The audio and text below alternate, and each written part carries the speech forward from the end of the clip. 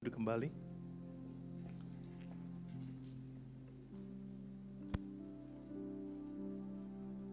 Shalom saudara. Saudara, saya sedikit memperkenalkan diri ya. Saya Pendeta Edi dari desanya jauh di Banyuwangi sana saudara. Dan bersyukur kalau hari ini ya bisa berada di tengah-tengah saudara, bisa menyampaikan kebenaran firman Tuhan. Buat saya ini sebuah anugerah yang besar, karena saya tahu bahwa ketika Tuhan memberikan panggilan, memberikan beban ini, saudara, ini sungguh-sungguh menjadi sebuah berkat buat saya. Dan juga saya yakin bahwa kalau berkat itu Tuhan berikan atas saya percaya melalui itu juga Tuhan akan memberikan berkatnya kepada saudara, melalui firman hari ini. Saudaraku yang terkasih, mari saya mengajak kita membuka Alkitab kita di dalam Kisah Para Rasul pasal yang ke-11 ayat yang ke-24. Kisah Para Rasul pasal yang ke-11 ayat yang ke-24. Saya akan bacakan bagi saudara sekalian. Karena Barnabas adalah orang baik, penuh dengan Roh Kudus dan iman, sejumlah orang dibawa kepada Tuhan. Demikianlah firman Tuhan. Barnabas adalah orang baik yang dikaruniai Allah dengan sebuah berkat yang besar, anugerah yang besar, yaitu anugerah keselamatan di dalam dirinya. Sehingga dikatakan apa? Bahwa dia dipakai Tuhan untuk membawa banyak orang kepada Tuhan. Nah, saudaraku yang terkasih di dalam Yesus Kristus, bahwa anugerah yang besar yang daripada Tuhan itu saudara adalah anugerah yang tidak bisa ditemukan di mana-mana. Hanya di dalam Tuhan saja ada anugerah yang seperti ini. Saudara, kenapa? Karena anugerah Tuhan saja saudara yang memberikan dan membuat setiap orang mengalami akan kasih dan kemurahannya. Dan ketika orang itu mengalami kasih dan anugerah Tuhan, itu akan menjadikan seseorang berbeda dari saya yang lama menjadi saya yang sekarang, dan bahkan saya yang akan datang. Saudaraku yang terkasih, yang menjadi pertanyaan kita saudara, kalau ada orang yang bertanya kepada kita, how the people know you? Bagaimana orang-orang mengenal dirimu saudara? Ya, ada dua hal di situ saudara, dikatakan ada orang yang cuma tahu saya Edi, ya, tahu kalau Edi itu badannya besar, ya. Ada banyak Edi, saudara, ya. Ada juga pendeta Edi Untoro, ya. Tapi ini Edi, juga Edi. Tapi Edi yang berbeda. Ini Edi yang besar, ya. Ada orang yang tahu saya, saudara. Wah, ini bajunya nggak bisa kalau cuma XL, nggak cukup, ya. Harus apa? Triple XL atau 4XL, saudara, ya. Setiap kali sidang sinode saya ditanya, Pak Edi pakai baju ukuran berapa? Saya bilang 4XL.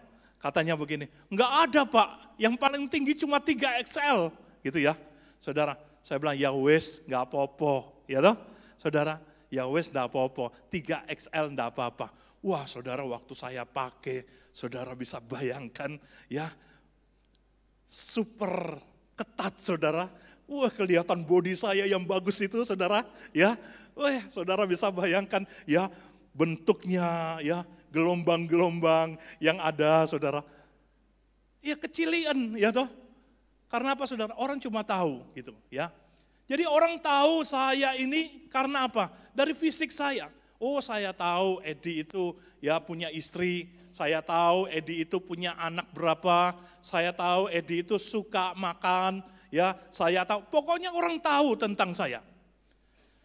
Tetapi apakah pasti bahwa orang itu kenal saya? Enggak, saudara.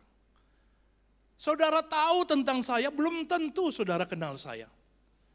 Karena saudara tahu apa yang ada di luar saya. Saudara tidak tahu apa yang ada di dalam saya.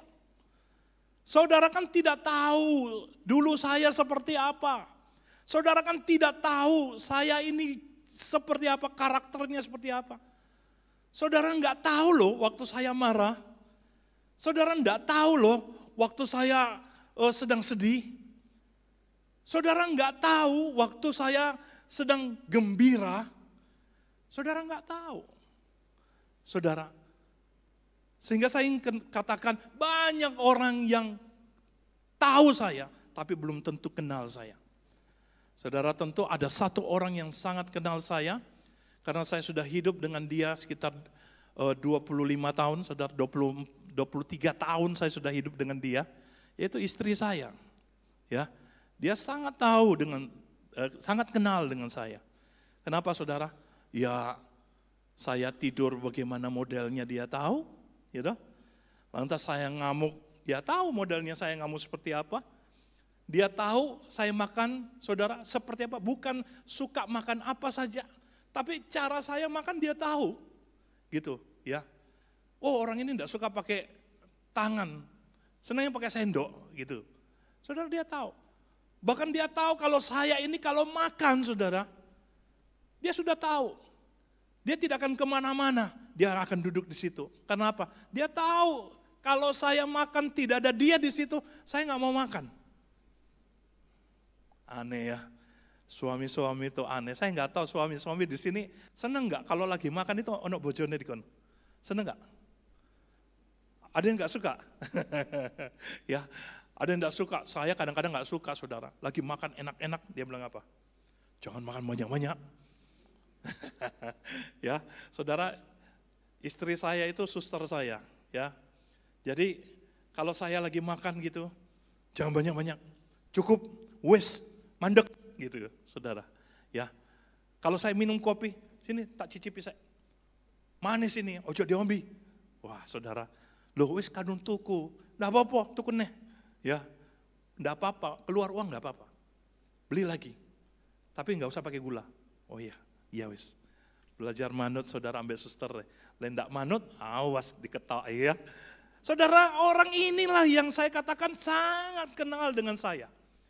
Jadi tidak ada orang yang lebih kenal saya dari siapapun kecuali istri saya. Tapi saudara, ada satu oknum yang juga sangat kenal dengan saya, yaitu Tuhan saya. Dia sangat kenal dengan saya, dia sangat tahu siapa saya. Dia sangat paham dengan cara berpikir saya. Dia sangat tahu perasaan saya. Dia tahu tindak tanduk saya. Dia tahu apapun pada diri saya. Saudara, bahkan orang lain tidak tahu. Saya sendiri pun kadang-kadang tidak sadar dan tidak tahu, tetapi dia tahu. Karena di dalam segala keadaan, saudara, saya katakan Tuhan itu adalah Allah yang mengorganisir kehidupan saya. Saya bilang sama istri saya, tahu nggak? Saya ini orang yang paling beruntung di dunia. Saya nggak pernah sial. Saya selalu untung. Tapi kenapa mama saya nggak kasih nama saya Untung ya, saudara? Maka kalau nanti ada anak mau kasih nama Untung nggak? Ya, ada teman saya penginjil Untung di Malang ya. Saudaraku, saya katakan saya ini orang paling beruntung di dunia. Kenapa saya paling beruntung, saudara? Karena saya mengalami banyak kasih dan kemurahan Allah. Saya katakan, bahwa saya mengalami ada banyak kekuatan-kekuatan yang Tuhan beri di dalam hidup saya. Bukan sekedar sebuah kelebihan, bukan. Ya, yang pasti kelebihan berat badan ya, saudara. Tapi bukan hanya itu, saudara. Tetapi sebuah kelebihan yang Tuhan titipkan kepada saya, karena dia mau lewat hidup saya, dia mau mengerjakan sesuatu. Saudaraku yang terkasih, hari ini kita mau belajar tentang seseorang yang bernama Barnabas. Saudaraku, Barnabas ini siapa, saudara? Barnabas ini, saudara, adalah seorang yang bertobat dan percaya kepada Tuhan. Seorang yang sangat sederhana, bukan orang yang pintar berbicara. Dia bukan seorang yang pintar berteologi seperti Paulus. Dia juga bukan seorang pemimpin yang hebat, saudara. Dia juga bukan seorang yang mampu menjadi seorang pembicara yang terkenal. Tidak, saudara. Barnabas seorang yang sangat sederhana. Saudara, di Alkitab ada orang juga yang mirip-mirip namanya. Ada Barnabas, ada siapa? Barabas. Ya, saya hampir kepelicut kadang-kadang antara Barnabas dengan Barabas. Betul nggak ya? Tetapi itu dua orang yang berbeda sekali, saudara. Kenapa dikatakan berbeda? Dikatakan Barabas itu siapa, saudara? Orang yang sedang dihukum oleh karena dia melakukan sebuah kejahatan yang besar. Dan dia dikatakan diselamatkan daripada hukuman dan digantikan oleh Tuhan Yesus. Betul? Saudara? Maka mereka berseru, lepaskan Barabas, salibkan Tuhan Yesus. Saudara, itu yang terjadi. Bahwa seorang Barabas adalah seorang yang berdosa. Seorang yang hidupnya kacau. Seorang yang membunuh. Seorang yang melakukan tindakan kejahatan sedemikian rupa. Yang pasti, saudara, dia tidak punya Tuhan. Yang pasti, saudara, dia tidak mengenal Tuhan. Saudara, tetapi berbeda dengan Barnabas. Ini orang yang sangat lain. Orang yang sangat lembut. Orang yang sangat baik hati. Saudaraku, dikatakan di dalam bagian ini, Barnabas dikenal sebagai orang jujur. Dia menjual ladangnya dan hasil penjualannya diletakkan di depan kaki para rasul-rasul. Ini Barnabas, saudara. Orang yang menjual hartanya, menjual ladangnya, dan dia bawa uang itu. Dia tahu bahwa pelayanan para rasul ini butuh dana, butuh didukung, saudara. Maka dia bawa uang itu, saudara.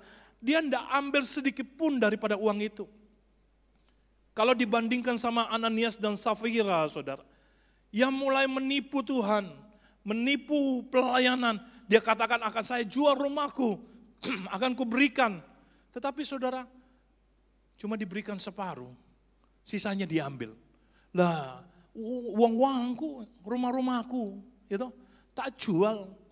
Yo hak saya lah, mau kasih separuh, mau kasih semuanya, ya hak saya. Tapi yang jadi masalah, saudara, dia sudah janji kepada Tuhan. Untuk apa? Untuk diberikan semuanya. Tetapi tidak dia berikan. Saudaraku, tapi berbeda, Barnabas adalah orang yang memegang janjinya sungguh-sungguh. Dia jual, dia tidak singgah di rumahnya, bawa pulang dulu uangnya, tidak. Dia bawa uang itu langsung kepada para rasul dan dia serahkan. Dia persembahkan supaya pelayanan para rasul bisa tetap berjalan.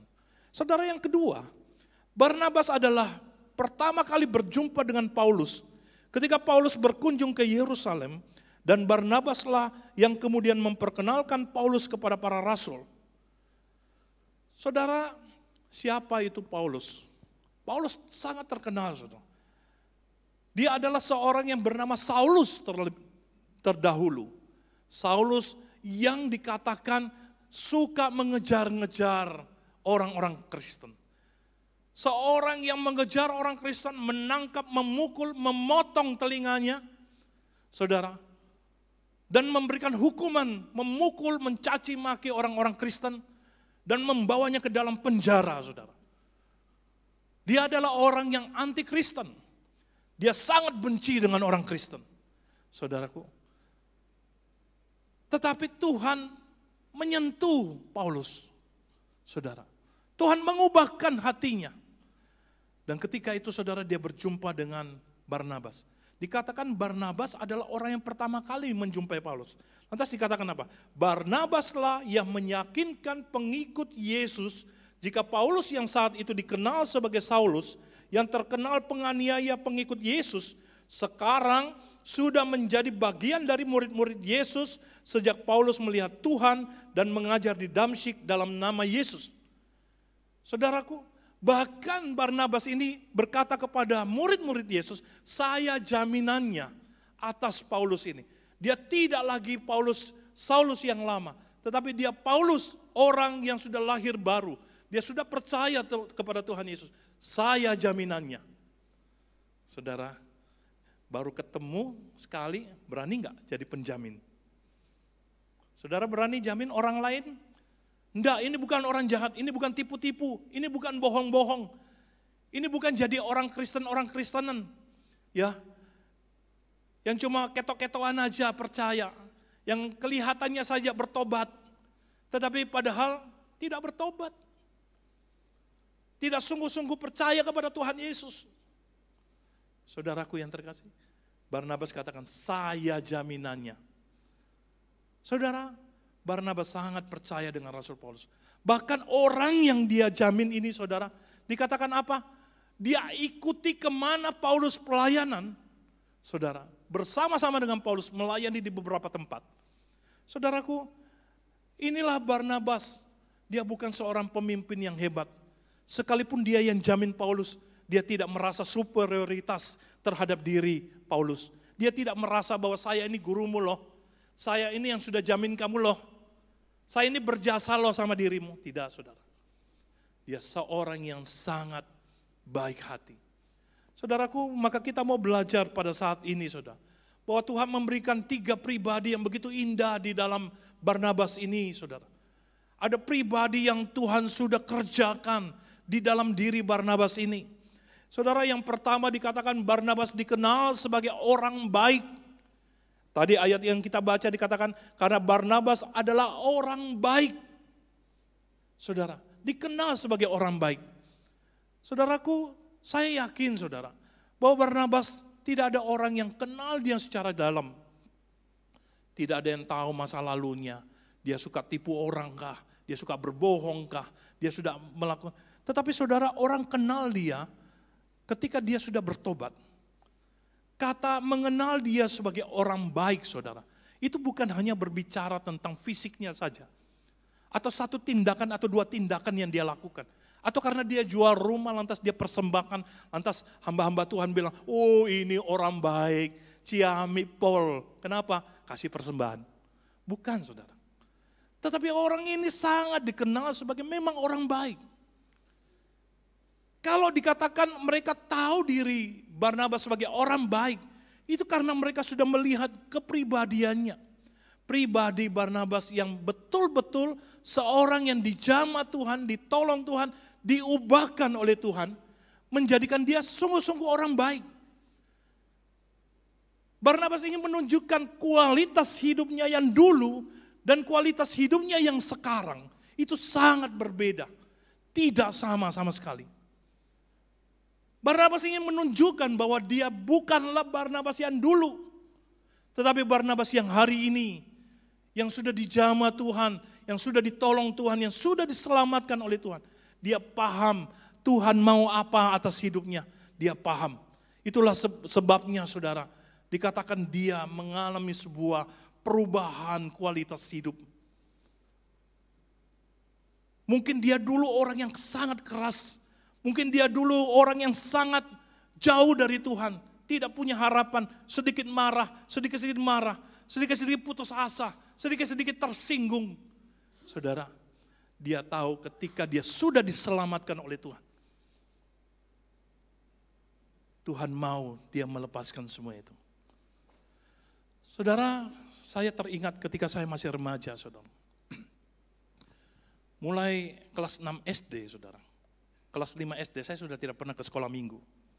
Saudara, saya malas ke sekolah minggu. Mulai kelas 6 SD, saudara, saya jadi nakal. Ya, saya jadi nakal. Nakal apa, saudara? Saya suka berkelahi. Saya berkelahi, saudara, suka berkelahi. Mulai masuk SMP, saudara, saya belajar karate. Sudah badannya, bodinya bagus, ya. Betul, saudara, ya? Bagus nggak, saudara? Ya. Lantas, saudara, ya, belajar karate, ya, badan yang besar belajar karate cocok wis, gitu ya saudara. Saudara tahu setiap hari saya berkelahi, pulang sekolah berkelahi, pulang sekolah berkelahi, pulang sekolah berkelahi, saudara. Bahkan suatu hari saudara, saya berkelahi sama tetangga saya 7 hari, sempurna ya saudara, 7 hari. 6 hari saudara, saya berkelahi tidak menang. Hari pertama benjol di sini, ya. Hari kedua luka di tangan, hari ketiga kakinya luka, ya. Saudara, sini memar. Wah, pokoknya memar terus. Lantas saudara, setiap kali saya pulang, saya ketemu papa saya. Saya takut, mungkin kalau bapak-bapak kalau lihat anaknya berkelahi, pulang dia apa nih? Anak nakal berkelahi terus, pukul, ya, betul ya. Oh, papa saya enggak, saudara. Papa saya baik. Lain papa saya. Papa saya lihat saya. Dia tanya, bukan apamu yang luka, nak? Enggak ada, itu papa sekarang. Papa dulu enggak seperti itu. Papa saya enggak tanya, kamu luka yang mana, nak? Sakit lah, ambil obat, ya dikasih. Nah, itu papa sekarang. Tapi papa dulu, papa saya cuma tanya, menang apa enggak? Diam ya. Nangis. Jangan nangis. Menang apa enggak? Kalah. Jangan pulang kalau tidak menang. Wih, saudara. Sadis papa saya ini ya. Jangan pulang kalau tidak menang. Saudara bisa bayangkan. 7 hari tak lakoni berkelahi. Saudara. Tiap hari tak tantang. Pada badannya lebih besar. Umurnya 2 tahun di atas saya. Saudara. Tak tantang berkelahi setiap hari. Hari ke-7. Ya seperti penciptaan aja ya. Hari ke-7 saudara, saya menang. Pulang dengan bangga, ya toh saudara, padahal benjut-benjut ini. Bilang sama papa saya menang loh. Tahu papa saya jawab apa? Itu baru papa, anak papa, hebat. Saudara, saya ke-trigger dengan kata-kata papa saya itu. Sehingga itu membuat saya selalu haus dengan kata-kata papa saya. Hebat anak papa. Saudara, tiap hari saya berkelahi. SMP sampai SMA kelas 1 saudara. Tiap hari berkelahi. Saya pernah ditangkap polisi, saya pernah dijebloskan ke penjara 2 hari. Saudara, gara-gara berkelahi. Polisinya bilang apa? Kamu lagi. Nggak capek apa berkelahi? Saudara ada satu pos polisi itu saudara. Saya 4 kali ditahan di situ. 2 jam saudara. Dan dia bilang apa? Aduh, anaknya sopo toh iki. Saudara. Saudaraku yang terkasih. 3 hari, 2 hari atau 3 hari setelah saya berkelahi saudara. Bukan 3 hari. Jadi waktu saya kelas 2 saudara. Ada kakak sepupu saya ajak, Edi, ayo kita pergi ke KKR, remaja. Saya bilang, Moh, ayolah. Nggak ngapa-ngapain di sana, cuma ya lihat-lihat aja, duduk-duduk, dengar-dengar aja gitu. Saya pikir karena dia sudah berkali-kali ngajak saya, saudara, saya bilang, ya wis lah, ya doh, pergilah. Untuk menyenangkan hati dia, ya. Saudara, akhirnya pergilah saya. Pergi di acara KKR itu. Saudara, KKR itu saudara dihadiri kira-kira 300 anak remaja. Ya, 300 anak remaja yang menghadiri KKR itu saudara. Saya duduk kira-kira baris keempat dari depan saudara sama kakak sepupu saya. Lantas, ini pendeta perempuan ya. Dia adalah seorang dosen dari STT Jafre saudara. Dan namanya Ibu Nelly Tuhumuri. Saudara, waktu KKR itu saudara. Dia bilang begini, bertobatlah. Kalau adik-adik remaja tidak bertobat sekarang, saudara ngomong bertobat itu nunjuk saya. Mau melotot-melotot begini saudara, saya kebetulan di kursi keempat gitu. Dia melotot, bertobatlah, dia bilang gitu. Loh, ini orang sentimen apa sama saya? Ya, kenapa saya yang ditunjuk? Begitu banyak remaja, kenapa saya yang ditunjuk? Saudara, saya merasa nggak enak, saya keluar pura-pura kencing. Ya, pulang kencing saudara, saya duduk di belakang. Ya, giliran yang kedua saudara, bertobatlah. Dia tunjuk lagi saya saudara. Saya lagi di situ. Waduh, kenapa iki orang ini ya? Ini pasti sentimen sama saya. Ini titipan kakak sepupu saya ini. Jangan-jangan ada permainan di situ. Bertobatlah saudara. Waduh saudara, waktu suruh saya bertobat, saya diam aja. Saya pindah lagi saudara, ke ujung situ. Ya.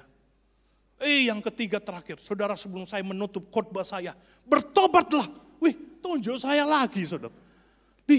Sentimen tenanan orang ini saudara. Sudah itu pulang saudara, saya memang tersentuh saudara. Akhirnya saya berdoa, Tuhan kalau engkau mau ya menyelamatkan saya orang yang bobrok ini, Tuhan tunjukkan bahwa saya layak untuk diselamatkan. Saudara, hari itu saya terima Tuhan Yesus. Saya percaya kepada Tuhan. Waktu Ibu Nelly itu memanggil, siapa yang mau percaya Tuhan Yesus? Silakan bangkit berdiri di tempat duduk. Saudara, saya berdiri. Saya nggak tahu kenapa saya mau berdiri. Saya juga nggak tahu alasannya kenapa saya berdiri. Ya berdiri aja saudara. Saya merasa saya butuh untuk diselamatkan. Saudara, akhirnya saya berdiri, saya maju, saya didoakan. Saya bilang sama kakak sepupu saya mau jadi orang Kristen kalau saya dibimbing sama orang itu. Saudara, Ibu Nelly Tuhumur ini orang Ambon. Wajahnya saudara, sangar. Ya, sangar saudara. Tapi saya bilang begini, saya nggak mau orang lain yang bimbing, saya mau orang ini yang bimbing saya. Ya, saudara, akhirnya saya dibimbing. Saudara, waktu saya dibimbing saudara, saya tanya sama dia satu pertanyaan. Bu, ibu sentimen ya sama saya. Kenapa waktu khotbah kok nunjuk saya terus? 3 kali ibu nunjuk semua di sama saya. Dia bilang gitu. Enggak, dia bilang, saya enggak tunjuk kamu. Buktinya ya, saya tunjuk di sini sekali, ya toh. Di situ sekali, ya kan? Di situ sekali. Dia bilang gitu. Iya Bu, tapi saya pindah-pindah. Dan semuanya ada saya di situ, saya bilang gitu. Oh ya, dia bilang, ya memang Tuhan mau tunjuk kamu. Saudara, saya bertobat. Saya enggak bangga saudara, karena saya suka berkelahi. Saya enggak mau bangga dengan hidup saya yang lama. Saudara, kenakalan saya terlalu nakal saudara. Saya SMA kelas 1 saudara, saya bawakan pelacur buat teman-teman saya. Meskipun saya sendiri tidak melacur, tetapi saya ambilkan pelacur buat teman-teman saya. Saudara, zaman saya enggak pernah narkoba. Tetapi zaman saya itu namanya pil koplo, saudara. Ya, saya beli 30 butir. Saya bawa, saudara. Kalau teman saya minum kopi, saya kasih 5. Teman saya minum Coca-Cola, saya kasih 5, saudara. Saudara pernah lihat orang yang minum pil koplo? Wah, saudara orang alim semua ya. Mungkin cuma saya yang pernah lihat zaman saya. Saudara, keluar air liur semua begini, sampai ngomong dan tidak jelas. Saudara. Kayak orang mabuk. Saya ketawa-ketawa, senang lihat dia. Saudara, tetapi kalau saya ingat sampai hari ini, saya merasa hidup saya Tuhan terlalu baik dengan saya. Saudara, 2 hari dari setelah saya bertobat itu, saudara, saya pergi satu konser. Kalau saudara ingat ada yang grup namanya Gong 2000, Gong 2000 ya, Ahmad Albar ya. Saudara, lagunya waktu itu sangat terkenal. Dunia ini panggung sandiwara, betul ya saudara? Zaman itu mungkin saudara ada yang ingat. Saudaraku, saya pergi konser itu. Saya berada titik paling depan saudara. Di depan saya ada kira-kira speaker yang 100.000 watt. Saudara, wah ini ya, dengarkan itu saudara. 1 jam kemudian saudara, tiba-tiba speakernya mati. Salah, bukan speakernya mati. Telinga saya enggak dengarkan speaker saudara. Saudara, telinga saya enggak bisa dengarkan speaker. Saya bilang, speakernya mati. Kenapa mati? Tapi kok orangnya kok masih tetap nyanyi? Ya, saudara, saya tanya teman saya, speakernya kok mati? Dia bilang gitu, sopo bilang mati? Buantar gini kamu mati, budek kamu. Wah, tapi dia ngomong saya bisa dengar. Speaker 100.000 watt, saya nggak bisa dengar. Saudara, saya nggak nyaman, saya pulang. Saya pulang saudara, saya masuk kamar, hatiku sedih sekali. Hatiku rasanya saudara, merasa sesuatu yang beban berat sekali. Saya berlutut saudara, saya berdoa di tempat tidur. Dan tidak terasa sampai jam 3 pagi saudara. Saya berlutut, saya berdoa. Apa yang saya katakan? Tuhan, ampuni saya.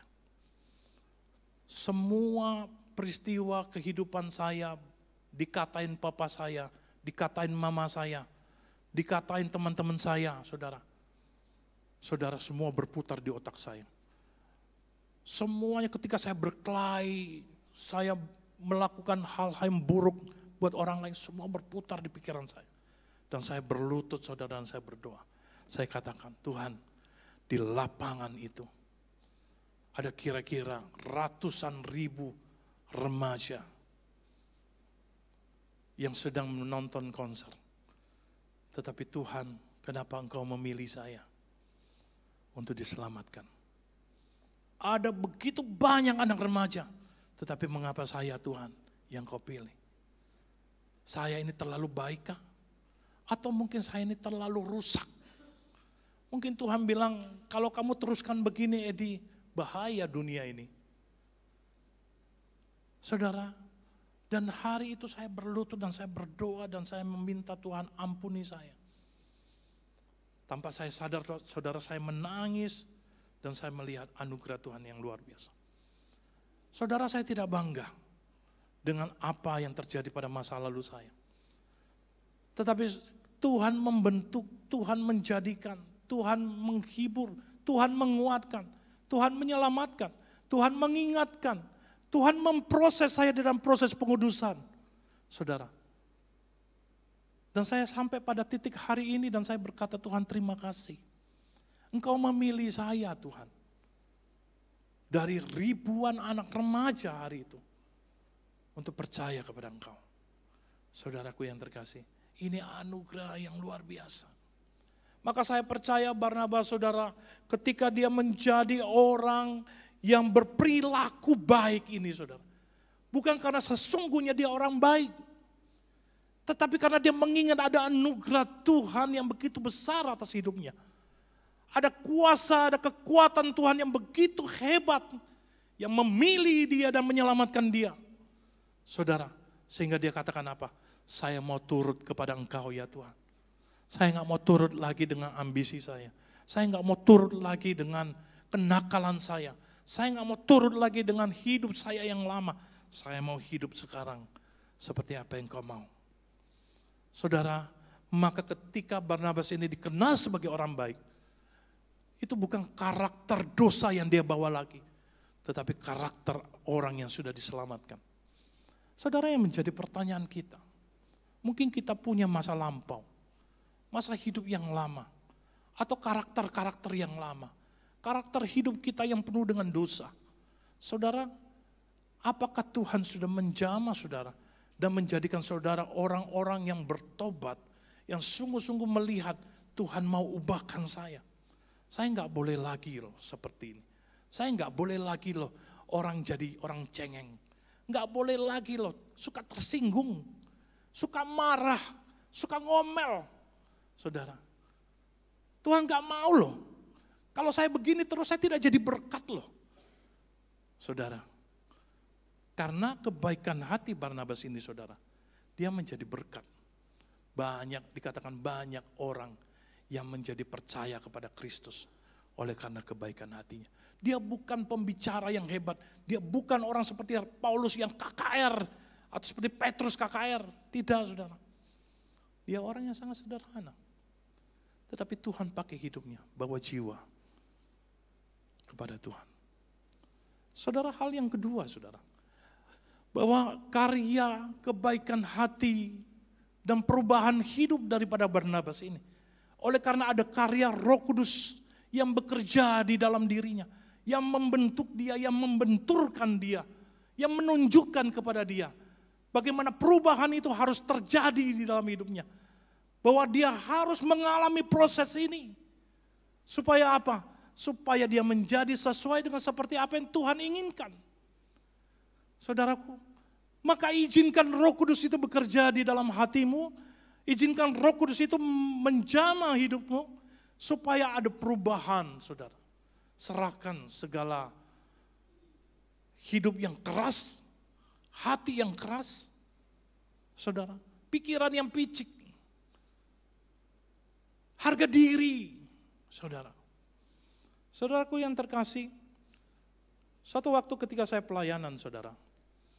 Pelayanan itu tidak selalu indah. Memang ada sesuatu yang kadang-kadang terjadi dalam hidup saya. Tetapi ketika Tuhan mengizinkan itu terjadi, saudara. Kadang-kadang ada ketersinggungan di dalam hati saya.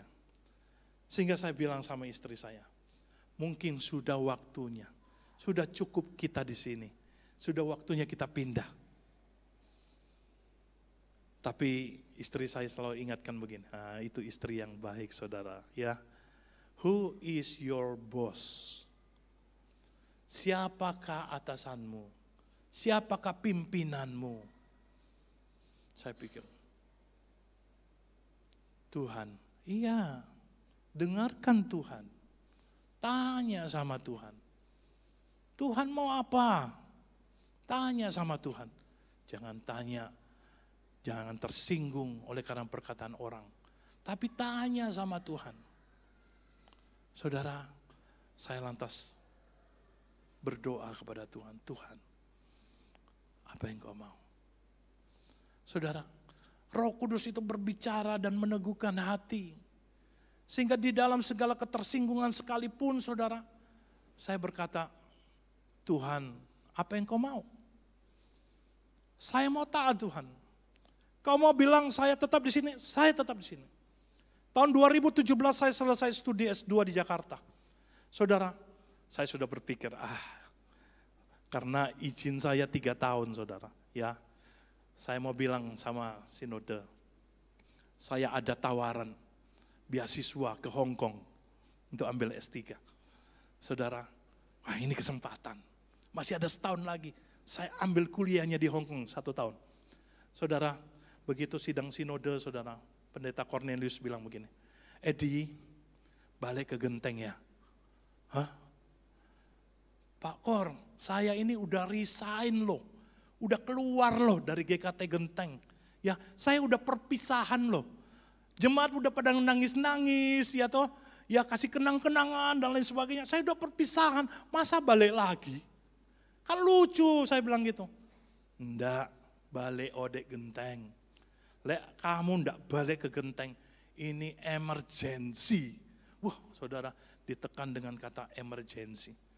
Saya bilang, aku tak berdoa, sudah, Tuhan serahkan semua ini, kau balik ke Genteng. Saudara, saya berdoa, Tuhan gimana ini Tuhan? Tuhan bilang, berhenti sekolah, balik ke Genteng. Saudara, di perjalanan itu ada yang bilang begini, Edi bagaimana kalau kamu pelayanan di sana? Bagaimana kamu pelayanan di gerejaku gini. Tuhan tidak buka suara, Tuhan bilang apa? Di Genteng. Saudara, wah saudara saya cari alibi, cari alasan. Roh Kudus berbicara dengan sangat kuat. Di Genteng kembali. Saudara, saya bilang sama Tuhan, Tuhan, saya mau taat. Saya mau taat. Saudara, Roh Kudus itu berbicara dengan jelas di dalam hidup kita.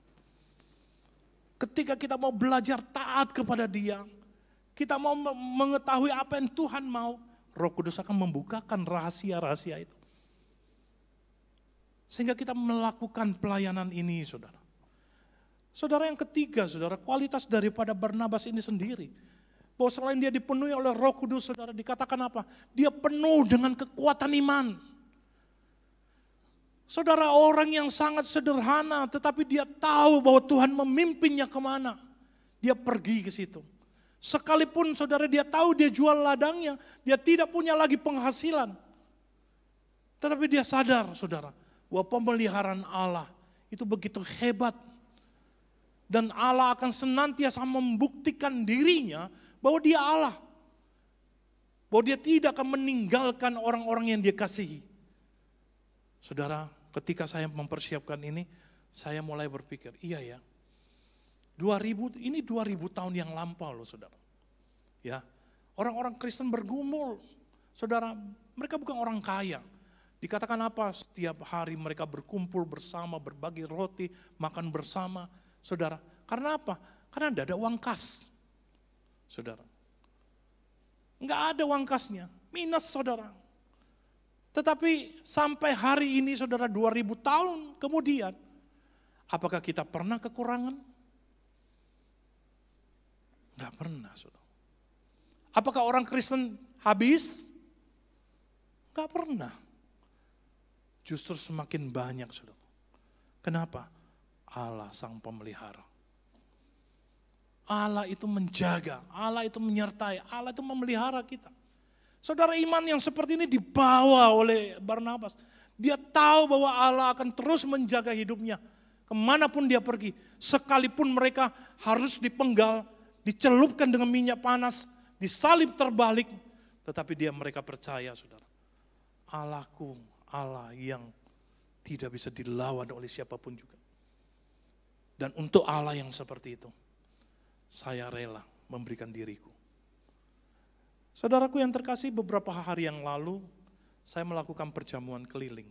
Ya, perjamuan keliling, saudara, saya pergi ke seorang ibu, jemaat yang sudah sangat lama tidak bisa ke gereja karena dia harus terbaring di tempat tidur. Ya, saudara, waktu saya datang di sini, dia bilang begini, Edi, ini Laila, ya, saudara ya. Iya, saya di sini. Wah, senang lihat kamu. Wah, saudara, ini penghiburan buat pendeta yang kalau ada jemaatnya bilang, aku senang lihat kamu. Wah, saudara, bukan karena saya ganteng, saudara ya. Bukan karena badan saya kekar, lantas dia senang lihat saya, saudara. Ya, karena dia tahu ketika dia ketemu dengan saya ada sukacita di dalamnya. Amin. Saudara, maka saya masuk ketemu dia. Saya ajak dia guyonan, tertawa dan lain sebagainya. Saudara, saya tanya dia begini. Ayi marah gak sama Tuhan? Kalau Ayi gak bisa bangun. Dulu Ayi begitu aktif pelayanan. Ayi kasih persembahan. Dia pernah jual rumahnya untuk diberikan persembahan buat gereja. Gereja gak punya uang sama sekali.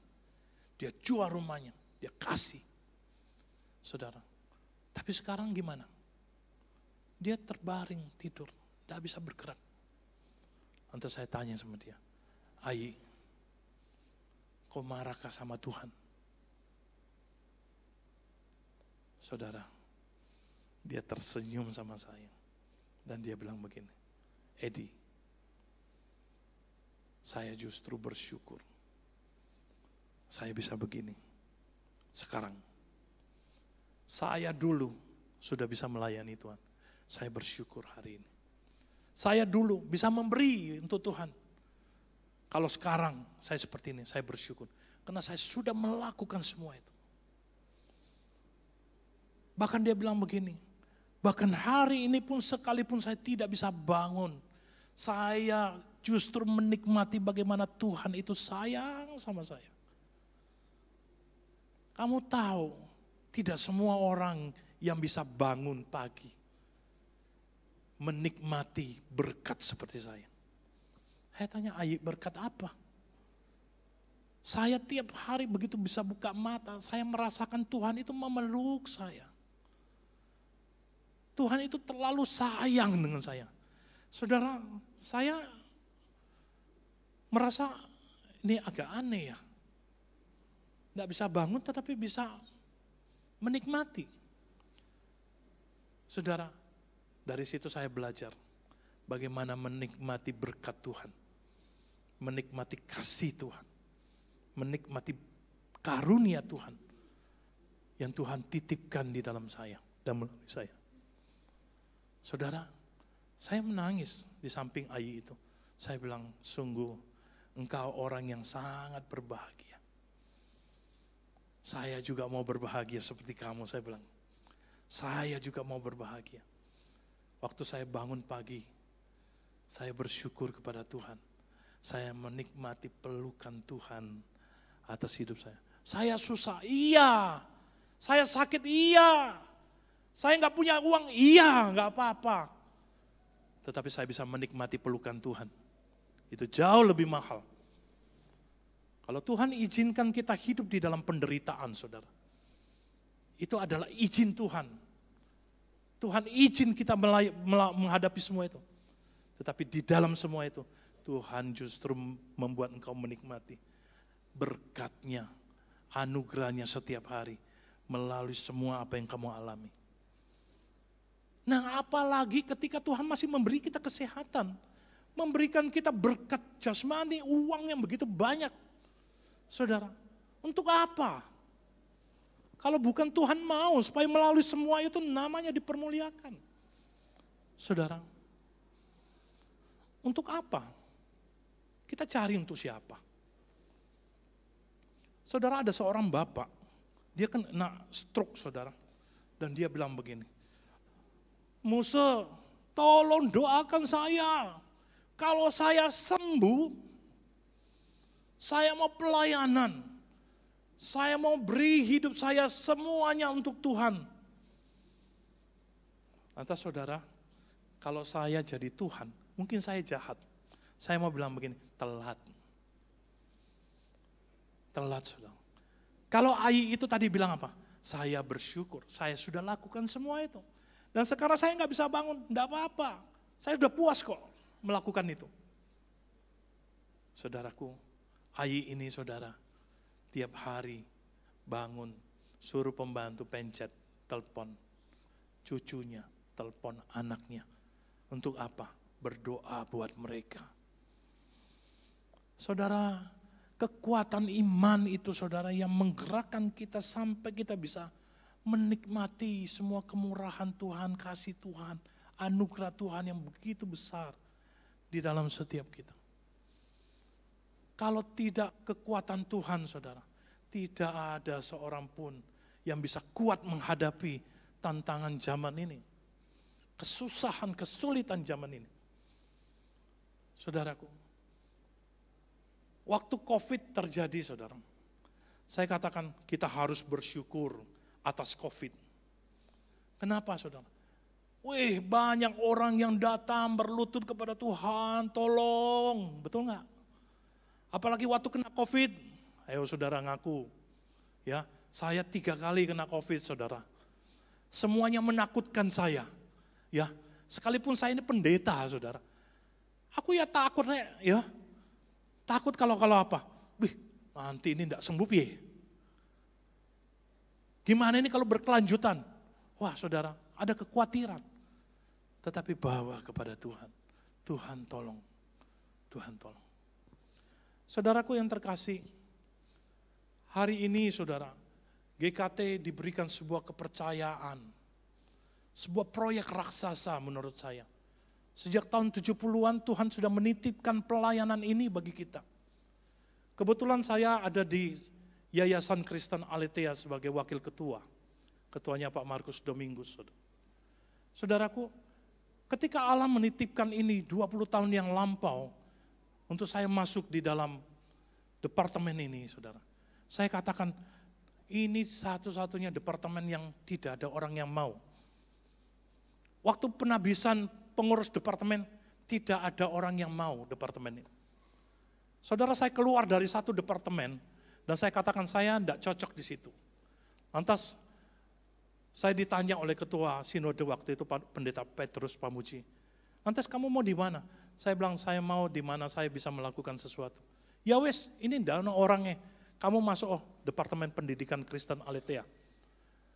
Saya nggak tahu ini departemen apa saudara. Lantas setelah saya bilang, iya saya mau. Lantas teman saya bilang begini, waduh, kamu nggak tahu tak betapa kacaunya departemen ini. Saya bilang, boh, nggak ngerti, pokoknya saya mau. Ya, saudara, itu sudah 20 tahun yang lalu, saudara. Dan hari ini saudara saya katakan, ini misi Allah, misi raksasa Tuhan, yang Tuhan titipkan kepada gereja Kristus Tuhan. Ini bukan misi saya, saudara. Tetapi misi kita semua. Kalau saudara adalah jemaat gereja Kristus Tuhan, ini misi saudara. Ini misi yang Tuhan beri kepada GKT untuk dikerjakan sebaik-baiknya. Saudaraku yang terkasih, saya ingin menunjukkan seberapa dahsyatnya pelayanan ini, saudara. Saudara, GKT ini melayani di beberapa kota di Indonesia, saudara. Ya, bahkan kita sekarang sudah punya hubungan internasional dengan beberapa gereja yang sangat mendukung kita. Next. Saudaraku yang terkasih, kalau kita lihat di sini, kita ada di berbagai tempat. Kita punya di 12 sekolah, saudara. Saudaraku, kalau kita lihat data ini, saudara, kita lihat bahwa di tahun 2020 sampai 2023, Tuhan mempercayakan kita kurang lebih 2.000 siswa, saudara. Dan terakhir tahun 2023, kita ada 2.124 siswa yang bukan hanya Kristen, yang perlu kita didik, yang perlu kita ajar setiap hari. Tetapi di situ Tuhan mempercayakan orang-orang yang belum percaya sama sekali dan belum kenal sama sekali tentang Tuhan Yesus. Dan di situ Tuhan bekerja, saudara. Menggerakkan mereka dan memenangkan mereka. Saya melihat saudara ada anak-anak yang menjadi percaya kepada Tuhan Yesus. Saudara, karena proyek raksasa ini saudara, kita bawa ini kepada rekan-rekan kita baik di Belanda, baik di Malaysia, baik di Singapura saudara. Kita sharingkan pelayanan ini dan banyak orang yang mau mendukung kita. Tetapi saudara, saya katakan ini bukan proyek orang Belanda. Ini bukan proyek orang Kuala Lumpur. Ini proyek GKT saudara. Ini milik GKT. Saudara, maka saya katakan SKA saudara melayani sangat luas. Dikatakan kita punya, kalau satu sekolah saja saudara, kita punya 200 atau 2.000 siswa. Saudara bisa bayangkan, kita punya 4.000 orang tua. Kita punya 8.000 kaki nenek. Saudara, sekarang kami sedang bangun sekolah kita di Bima. Tanggal 24 nanti saya harus ke Bima saudara, sebagai pelaksana teknisnya, saudara, untuk meninjau kembali karena kita sudah pada tahap 60% pembangunan. Saudara, ada orang yang bertanya kepada saya, berapa biaya pembangunan di Bima? Saya katakan 3,5 miliar. Wih, besar sekali. Iya. Bangun apa itu? Bangun TK. Ya, bangun TK 3,5 miliar. Bocuan itu. Mau kapan balik modal? Betul ya, saudara? Ya, kata-kata yang keluar itu cuma bocuan. Kapan balik modal? Saudara, saya bilang, selalu balik modal. Bahkan belum dibangun sudah balik modal. Saya bilang begitu. Mosok? Iya. Lah kenapa masih cari dana? Iya. Yang kita cari uang sekarang. Karena apa? Jiwa sudah ada. Saudara, kita sudah jalan sekitar 5-6 tahun di Bima, saudara. Dan kita sudah meluluskan kira-kira 60-70 siswa. Saudaraku, di situ Tuhan titipkan anak-anak ini untuk belajar. Dan di situ mereka mendengar tentang Kristus. Ada orang tua mereka yang menjadi percaya kepada Tuhan Yesus. Saudara, saya katakan, 1 jiwa di hadapan Tuhan, 3,5 M, tidak ada nilainya. Uang pasti bisa kita cari. Saya punya Tuhan yang besar. Saya punya Allah yang besar. 20 tahun saya di SKA saudara, kita tidak pernah menutup satupun sekolah kita. Sekalipun kami terseok-seok. Sekalipun kami penuh dengan kesulitan. Tetapi kami tidak pernah menyerah. Setiap kali ada anggota departemen yang sudah mulai lemes, BPP yang sudah mulai lemes, saya katakan, ini proyek yang Allah titipkan kepada kita. Kalau ini proyek Tuhan, Tuhan tidak meninggalkan kita. Amin. Tuhan pasti akan menguatkan kita. Tuhan pasti akan membiayainya. Saudara, ini proyek yang Tuhan titipkan kepada GKT. Seberapa besar kepedulian GKT terhadap proyek raksasa ini? Saudara, yang terpanggil itu saudara sangat sedikit. Tetapi mari kita mau bergerak, saudara. Kalau ini kita topang bersama, kita tanggung bersama. Saudara, saya yakin proyek ini, proyek yang kecil, yang bisa kita lakukan dan kita kerjakan bersama-sama. Saudara, maka saudara, bagaimana pelayanan seluas ini dapat terus berlangsung dan berkembang. Ada beberapa tempat saudara bertanya kepada kami, bagaimana kalau buka sekolah di tempat kami? Bagaimana kalau buka sekolah di sana? Bagaimana buka sekolah di sini? Saya bilang stop, tunggu dulu, jangan bikin sekolah lagi. Ayo kita urus baik-baik yang sudah ada. Ayo kita urus dengan sungguh-sungguh yang sudah ada. Yang sudah ada aja sudah setengah mati. Jangan tambah dulu. Saudara, proyek ini tidak akan berhenti. Proyek ini sangat penting dan sangat baik ke depan. Tetapi kita sangat kekurangan. Baik itu sumber daya, baik itu sumber dana. Saudara, tetapi kami tidak mau takut oleh karena persoalan yang dianggap besar sekali sama manusia. Kami punya Tuhan, kami punya Allah. Tetapi saudara, saya membawa ini di tengah-tengah kita. Kegerakan Roh Kudus atas hidup orang percaya. Karena Tuhan mau ada proyek yang besar yang sudah Tuhan titipkan kepada kita. Saudara, kita cuma menyisihkan sekali, 2 kali tidak makan di luar. 200.000 kita bisa sisihkan buat membiayai 1 orang anak untuk bersekolah di tempat kita. Kenapa harus sekolah di Aletheia? Karena di Aletheia mereka dikenalkan kepada Kristus. Saudara, kalau orang tanya apa alasan yang paling besar kenapa saya harus sekolahkan di Aletheia? Karena di Aletheia anak Anda tidak diajar menjadi orang yang cerdas. Walaupun harus, tetapi anak Anda akan diajar bagaimana dia kenal kepada Kristus. Itu hal yang utama yang menjadi visi kita. Nah, saudaraku yang terkasih, ini proyek raksasa yang dipunya sama Aletheia. Tetapi seringkali orang GKT melupakannya. Atau mungkin tidak tahu tentang proyek ini. Saudara, saya percaya kalau Roh Kudus itu bekerja dan menolong setiap kita untuk mengerjakan ini. Dan bagi orang yang Tuhan gerakkan, pasti Tuhan berkati. Saudara, suatu hari ada seorang ibu yang berkata, lalu saya mau ngasih, tapi saya nggak punya uang. Saya bilang begini sama ibu nggak apa-apa. Ketika ibu rindu untuk memberi, itu pasti karena kegerakan Roh Kudus. Dan ketika ibu rindu memberi, Tuhan sediakan melalui ibu. Tapi ketika ibu tidak mau memberi, apakah uangnya ada? Tidak ada. Kalau Bima, saudara, kita tidak bangun, apakah 3,5 miliar ada? Enggak ada. Tetap tidak ada. Tapi ketika kita katakan bangun, saudara, meskipun setengah mati, ini kita masih berhutang 1 miliar, saudara, untuk proses penyelesaian bangunan sana. Tetapi pemborongnya bilang apa? Tidak apa-apa Pak Edi, kita berdoa, Tuhan kita besar. Pasti Dia menyediakan. Saya katakan amin. Kalau kita tidak memberi, apakah kekurangan? Tidak, saudara. Tapi kalau Tuhan mau pakai saudara dan melalui saudara, Tuhan akan sediakan itu melalui kita semua.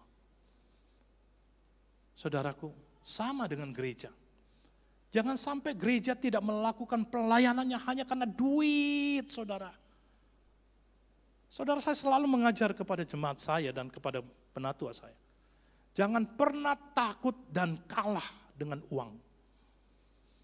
Oh, jangan bikin ini, jangan. Nggak punya uang. Jangan bikin macam-macam, nggak punya uang. Jangan kalah sama uang, saudara. Takut sama uang, kalah kita. Akar segala kejahatan adalah cinta uang. Tetapi saudara, mari kita datang kepada Tuhan. Tuhan memakai berbagai cara, saudara, untuk memelihara kita, menjaga kita. Mari kita tundukkan kepala, kita berdoa. Sungguh kami bersyukur kepada Engkau ya Allah.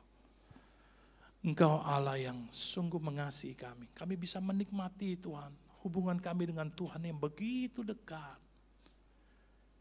Sebuah intimasi yang terjadi antara kami dengan Tuhan. Terima kasih Tuhan, karena Engkau memilih kami untuk diselamatkan. Terima kasih Tuhan, untuk anugerah yang besar bagi kami. Oleh sebab itu Tuhan, tidak ada yang bisa membatasi kami untuk memuliakan nama Tuhan. Tuhan menyediakan begitu banyak ladang di depan kami, untuk kami kerjakan. Dan biarlah Tuhan mau mengurapi hidup kami, supaya kami dimampukan oleh Tuhan untuk mengerjakan karya yang Tuhan inginkan di tengah-tengah kehidupan kami. Supaya setelah kami melewati hidup kami di dalam dunia ini Tuhan, kami sudah berbangga dan berkata, kami sudah mengerjakan tugas kami. Terima kasih Tuhan. Di dalam nama Yesus kami berdoa. Amin.